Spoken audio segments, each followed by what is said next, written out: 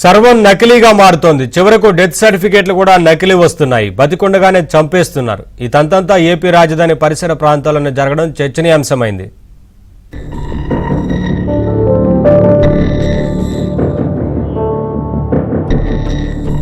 మరణ ధృవీకరణ పత్రాలు అంగడి సరుకుగా మారిపోయాయి. డెత్ సర్టిఫికెట్లలో కూడా విచ్చలవిడి అవినీతి చోటు చేసుకుంటోంది. ఎలాంటి ప్రాథమిక విచారణ జరపకుండా మరణ ధృవీకరణలు ఇచ్చేస్తూ ఉండటంతో వాటి జారీ వెనుక డొల్లతనం బయటపడుతోంది. ఇలాంటి ఆకృత్యాల మాటున అంతులేని అవినీతి కథలు వెలుగులోకి వస్తున్నాయి.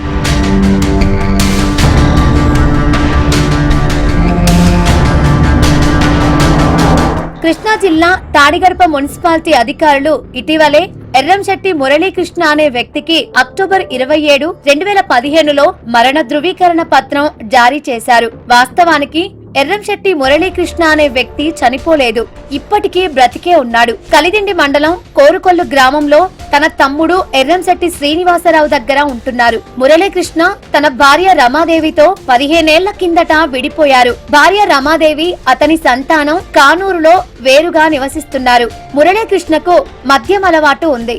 దీంతో అతనికి కాలేయ వ్యాధి వచ్చింది. అనారోగ్యం కారణంగా విజయవాడలోని జీజీహెచ్ కు కొద్ది కాలం కిందట తీసుకొచ్చారు. మురళీకృష్ణ ఆధార్ యాక్టివ్ గా లేదని కుటుంబ సభ్యులకు సమాచారం ఇచ్చారు. దీంతో మురళీకృష్ణ బంధువులు కోరుకొల్లులో ఉన్న మీ సేవ సెంటర్ కు వెళ్లారు. అక్కడ వారికి మురళీకృష్ణ అనే వ్యక్తి చనిపోయినట్లుగా ఉందని తెలుసుకున్నారు. ఆధార్ కార్డ్ యాక్టివ్ గా లేకపోవడంతో మురళీకృష్ణకు వైద్య సేవలు అందని పరిస్థితి ఏర్పడింది. దీంతో బంధువులకు మురళీకృష్ణ భార్య రమాదేవిపై అనుమానం వచ్చింది. పెన్షన్ కోసం డెత్ సర్టిఫికేట్ తీసుకుందేమోనన్న అనుమానంతో తమకు పరిచయం ఉన్న ఓ ఉద్యోగి ద్వారా రమాదేవికి ఫోన్ చేయించారు. పెన్షన్ నిమిత్తం విచారణ చేస్తున్నట్లుగా చెప్పడంతో తన భర్త చనిపోయాడని ఆమె వెల్లడించారు. డెత్ సర్టిఫికేట్ ను సమర్పించావా అని అడిగితే సమర్పించానని చెప్పింది. దీంతో మురళీకృష్ణ కుటుంబ సభ్యులు కైకలూరులో జరిగిన పీజీఆర్ఎస్ లో ఫిర్యాదు చేయగా సంబంధిత అధికారులు హుటాహుటిన పరిగెత్తుకుని వచ్చి అతను ఆధార్ లేకపోయినా వైద్య సేవలు పొందటానికి వీలుగా అధికారిక ధృవీకరణ పత్రాన్ని జారీ చేశారు. ఆ తర్వాత వారి పరిశీలనలో కృష్ణా జిల్లా తాడిగడప మున్సిపాలిటీ పరిధిలో డెత్ సర్టిఫికేట్ ను ఇచ్చినట్లు గుర్తించారు. ఈ విషయాన్ని కృష్ణా జిల్లా కలెక్టర్ దృష్టికి తీసుకువెళ్లడంతో ఆయన విచారణకు వచ్చారు. ఈ సేవ కట్టి వెళ్తే అక్కడ విజయవాడ కానూరులో పలానా చోటన ఇలాగా చచ్చిపోయినట్టు అక్కడ రద్దు చేశారు అని వివరాలన్నీ తెలిసినాయి మాకు. మరి మా అన్నయ్య గారికి ఏమో మరి ఆపరేషన్ చేయించాలి, మా అన్నయ్య గారికి ఇబ్బంది. మరి సార్ మీరు ఏదో చేసి మాకు దీన్ని బతికిచ్చి, ఇదిగోండి మా అన్నయ్య గారి ఆధార్ కార్డు, ఇదిగోండి సార్ మా అన్నయ్య గారి ఆధార్ కార్డు, ఇదిగో సార్ ఓట్ కార్డు సార్, మా అన్నయ్య గారికి అన్నీ ఉన్నాయి, ఇదిగోండి సార్ మా అన్నయ్య గారు బతికే ఉన్నారు సార్. మరి మీరు న్యాయం చేసి మా ఓడికి ఆపరేషన్ చేయించాలని అక్కడ మా అన్నయ్య గారు చచ్చిపోయినట్టు సర్టిఫికేట్ పక్కన పెడితే సార్ పింఛన్ కూడా తీసుకున్నట్టు కూడా మాకు తెలిసింది సార్.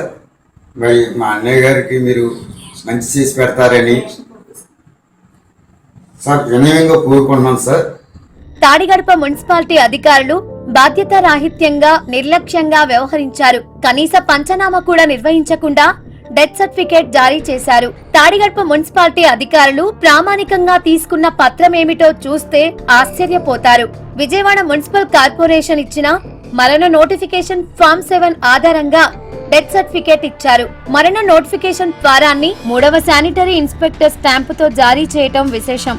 మున్సిపల్ కార్పొరేషన్ పరిధిలో ఒకసారి వేరే ప్రాంతంలో జారీ చేసిన మరణ ధృవీకరణ పత్రాన్ని కాదని విజయవాడలో ఆ వ్యక్తికి మరణ ధృవీకరణ పత్రం ఇచ్చారు. ఇందులో ట్విస్ట్ ఏంటంటే 2 చోట్ల జారీ చేసిన మరణ ధృవీకరణ పత్రాలు అసలైనవి కావు. సోమవారం బాధితులు ఎన్టీఆర్ జిల్లా కలెక్టర్ కు పీజీఆర్ఎస్ లో ఫిర్యాదు చేయటంతో ఈ వ్యవహారం వెలుగులోకి వచ్చింది. మరో కేసులో సాతులూరి యాకోబు అనే వ్యక్తి పేరిట జూన్ 27, 2026లో విఎంసీ అధికారులు మరణ ధృవీకరణ పత్రం జారీ చేశారు. వాస్తవానికి ఏప్రిల్ 3, 2023న ఒంగోలు రిమ్స్ అధికారులు ఇదే సాతులూరి యాకోబుకు మరణ ధృవీకరణ పత్రం ఇచ్చారు.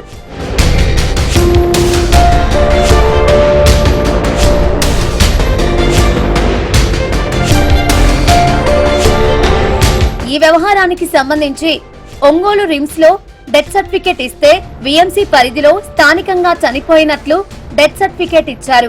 విఎంసీ ఇచ్చిన డెత్ సర్టిఫికేట్ అయినా ఒరిజినల్ అనుకుంటే అది కాదు. ఆన్లైన్ డెత్ రిజిస్టార్ లో సాతులూరు యాకోబుకు డెత్ సర్టిఫికేట్ ఇచ్చినట్లుగానే వివరాలు లేవు. మరి ఈ సర్టిఫికేట్ ను ఎలా జారీ చేశారు, ఎవరు జారీ చేశారు వంటి వివరాలు తేలాల్సి ఉంది.